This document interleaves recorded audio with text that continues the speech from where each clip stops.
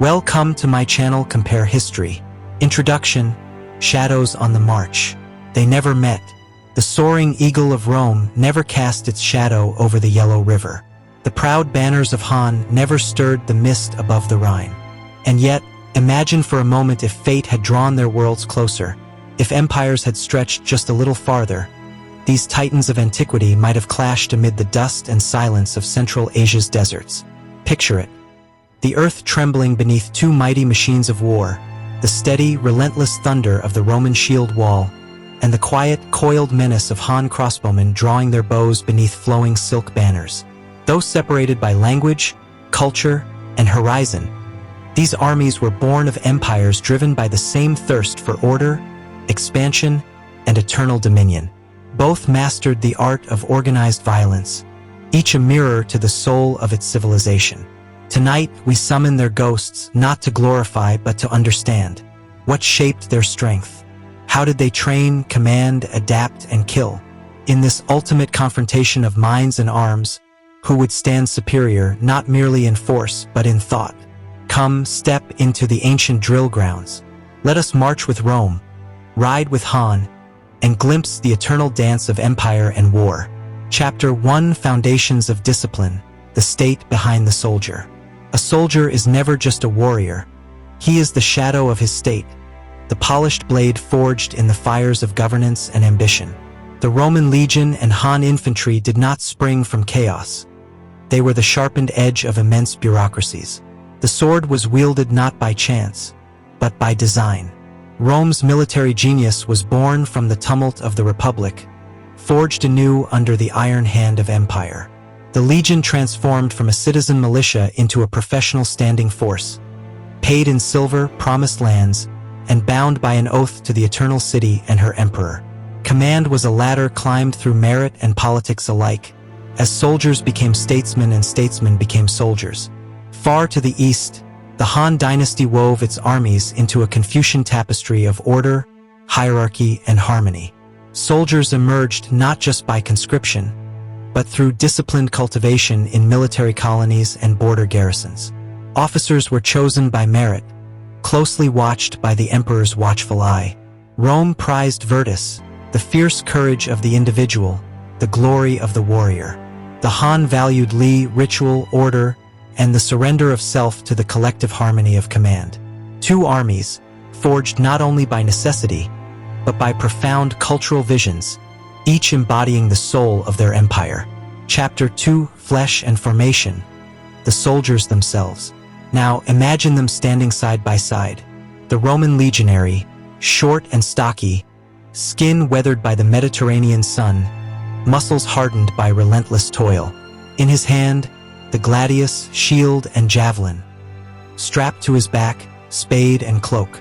His segmented armor flashes with quiet menace, a testament to discipline and endurance. Beside him, the Han infantryman, leaner, wrapped in lacquered leather or padded armor that moves with fluid grace. In his grasp, a repeating crossbow or long halberd. Atop his head, a conical helmet shields his calm, unreadable expression. Both were molded by harsh discipline. The Roman legionary trained with wooden swords twice the weight of their blades, drilling until every movement was lethal precision. Punishments for failure were brutal and unforgiving. Floggings, even decimation. Every 10th man executed to preserve honor. The Han trained in archery and formation under the shadow of Sun Tzu, learning flexibility and deception. Their training tested not only skill but endurance. Marching mountain trails, fighting in bamboo forests, synchronizing with cavalry in deadly harmony. Two breeds of soldier, one built to shatter like the hammer, the other to flow like the wind.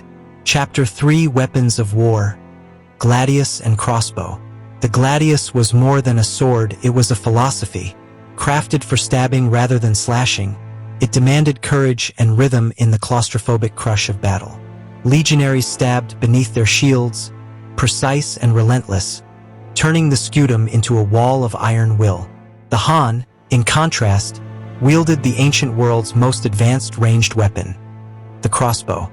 Tension-loaded and mass-produced, it was deadly at 300 yards. a great equalizer that let the modest foot soldier fell the proudest foe before swords clashed. Rome's ranged assault relied on the pila, heavy throwing spears designed to shatter on impact, crippling enemy shields, augmented by archers and slingers, setting the stage for brutal close combat. Han infantry wielded the Ji, a halberd that combined spear, hook, and axe, extending reach and versatility. Their battle formations layered shield-bearers at the front, crossbowmen behind, pikemen fanning the wings. Who was superior? Rome ruled the brutal, bone-crushing melee. Han dominated from afar, where death whispered from the horizon. Chapter 4: Command and Control. Brains behind the blade. An army, no matter how well armed, is nothing without command. Roman legions were machines of precise order. Cohorts, centuries, contubernia, units nested with mathematical rigor. Orders flowed through codified channels. Trumpets sang commands, and centurions enforced discipline with the vine staff's sharp authority. The presence of a general or emperor was both anchor and inspiration. The Han army, vast and fluid, employed banners, drums, and swift messengers to orchestrate movement across sprawling ranks. Their art was steeped in Sun Tzu's cunning. Deception, indirect tactics, terrain mastery. Feigned retreats, decoys, and ambushes were their weapons beyond steel. Romans prized cohesion, drilled execution, turning men into gears of a great war machine.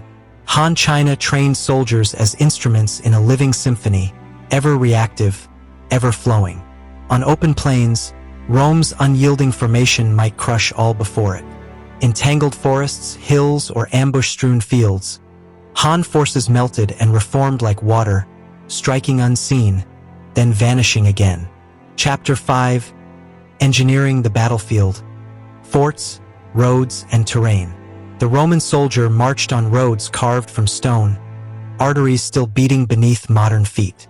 From Hadrian's Wall to Judean sands, these highways fueled the empire's deadly reach, speeding supplies, reinforcing legions, and binding the vast world under Rome's iron fist. Their forts, castra, were masterpieces of brutal efficiency.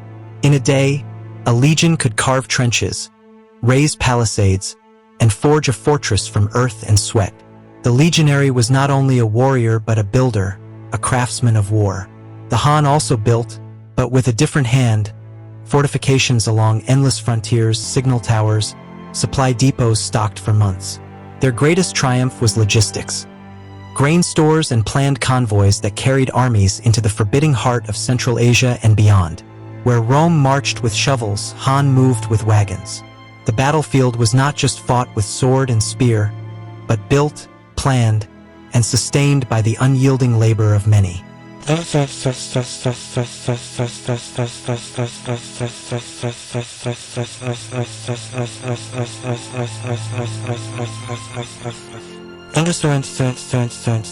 Chapter 6: Enemies Faced, Lessons Learned. The true test of an army lies not just in drills or discipline, but in the enemies it confronts. Rome battled the Carthaginians, Gauls, Germans, Parthians. Each foe a mirror reflecting new perils and lessons. From Hannibal, Rome learned cunning and resilience. From Germanic tribes, the bitter cost of arrogance at Teutoburg. From Parthia, the deadly grace of cavalry and archery. The Han faced the wild nomads of the steppes, the Xiongnu, Wuhuan, Chong. From these foes, they mastered mobile warfare, forged deep logistics, and wielded diplomacy as a weapon. Generals like Huizubing and Ban Chao stretched Han influence deep into Central Asia's heart. Both armies met their reflections, strange enemies who forced reinvention and adaptation. Rome adopted auxiliary cavalry and archers. Han absorbed barbarian scouts and siege engineers.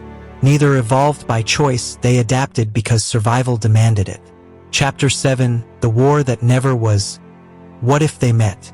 Speculation is no substitute for history, yet in the quiet corners of the impossible, clarity can bloom. If Rome's legions met Han infantry on a neutral field, the outcome would hinge on many things. Open plains might favor Roman discipline and shield walls, but only if they closed the deadly gap. If Han forces held distance, raining crossbow bolts and luring Romans into traps, Momentum could shatter before steel met flesh. The victor would not be the stronger soldier, but the sharper mind. Rome, a machine of brute force and cohesion. Han, a flowing river of deception, range, and terrain mastery.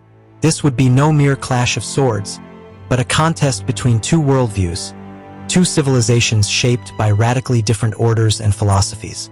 Outro, empires in echo. The Roman legion and Han infantry never faced each other. Yet their shadows still linger in the dust of history's pages. More than tools of conquest, they were the living embodiment of empires themselves. Latin discipline carved in iron, Chinese harmony etched in lacquer and silk. Each soldier walked roads paved not only in stone, but in meaning, bound to emperors, to ancestors, to a silent, eternal expectation of glory. To compare them is not to crown a victor, but to ask how greatness is built, and what endures when empires fall. In their arms and formations, we glimpse the poetry of order amid chaos. And in the imagined echoes of battle, we see ourselves, marching always, preparing for wars that may never come.